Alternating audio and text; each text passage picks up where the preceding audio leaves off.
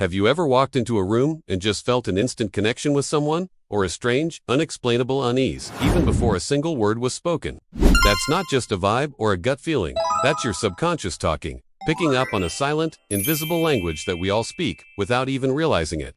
This is your hidden communication system, a constant stream of signals that reveal our true feelings, intentions, and thoughts. What if you could finally understand why some conversations feel so off, or why others seem to flow effortlessly?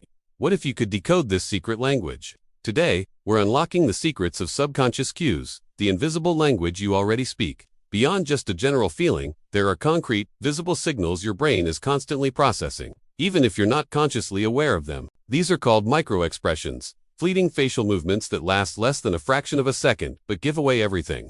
Think about it, that quick flash of the eyebrows when someone is surprised or intrigued, even if they're trying to play it cool, or the subtle compression of the lips. A tiny, almost imperceptible sign of discomfort, disagreement, or holding something back. You've probably seen it 1,000 times but never knew what it was. And then there's the genuine smile, the one that reaches the eyes, creating little crinkles at the corners. That's called a Duchenne smile, and it's one of the hardest expressions to fake. A smile that doesn't involve the eyes. It's likely just for show. The key to spotting these is to pay attention during a conversation. Look for the flash, that momentary flicker of emotion that crosses someone's face right after you say something, before they have a chance to put on their poker face. That's where the truth often lies. It's not about staring intensely, but about being present and observant. Now, let's zoom out from the face and look at the bigger picture, the rest of the body. Your posture, your gestures, and even how close you stand to someone you're proxemic as are all telling a story. It's a silent broadcast of your inner state.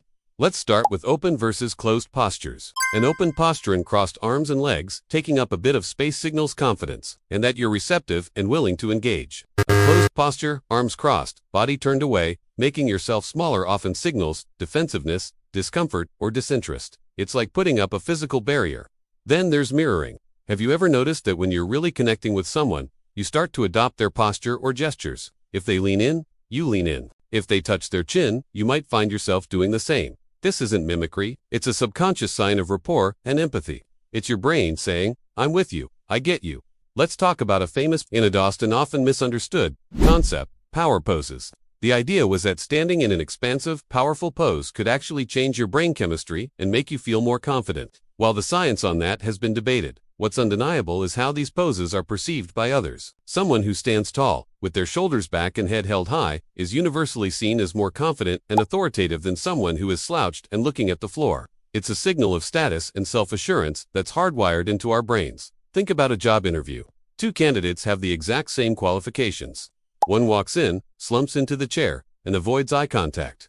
The other walks in confidently, offers a firm handshake, and maintains an open posture. Who do you think makes a better first impression?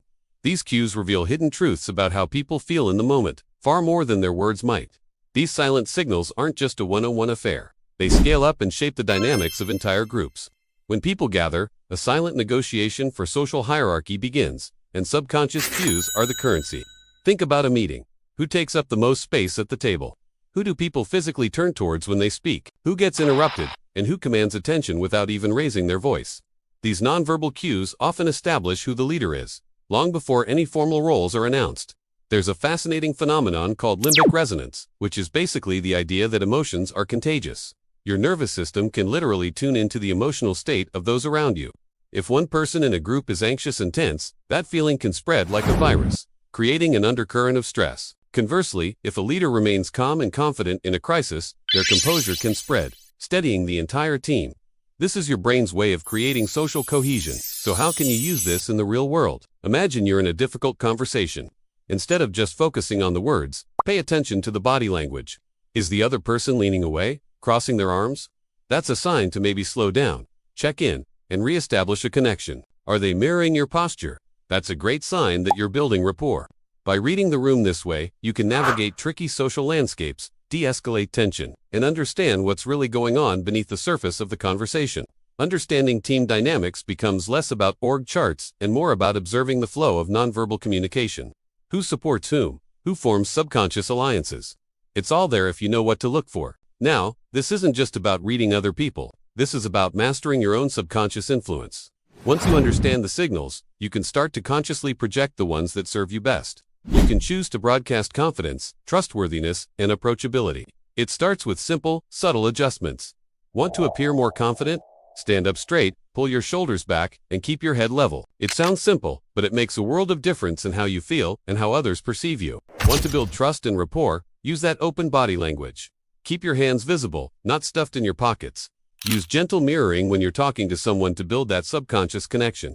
Making eye contact, not staring, but holding a comfortable gaze is a powerful signal of honesty and engagement. By consciously practicing these things, you're not being fake. You are aligning your outer expression with your inner intention. If you want to be seen as approachable, adopting an approachable posture helps you feel more approachable, which in turn makes your interactions more positive. You are essentially hacking your own feedback loop. You're telling your body how you want to feel, and your body is telling the world who you are. So, my challenge to you is this. For the next week, become an observer. Watch conversations on TV with the sound off. Pay attention to the body language in your next meeting. Notice the micro-expressions on a friend's face, and start practicing one small adjustment to your own nonverbal communication. This is a skill, and like any skill, it gets better with practice. The more you pay attention, the more you'll see, and the more you'll understand the rich, complex, and silent conversations happening all around you. What are some of the subconscious cues you've noticed in your own life? Share your aha moments in the comments below. I'd love to hear your stories and what you discover. Thanks for diving into the MindHack Lab with me today.